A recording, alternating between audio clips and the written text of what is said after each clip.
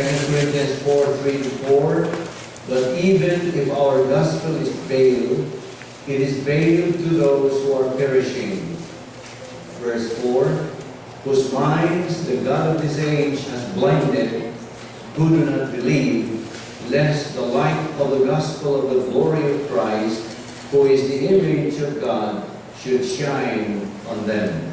Sabi ni Isaiah, kay kung wala hisabti ang maayong balita nga among giwali, ang wala makasabot niini kadturang wala mga luwas. Versikulo 4, dili sila mutuo niini tungod kay gibutaan man sa Dios niini kalibutan na ang ilang mga hunahuna.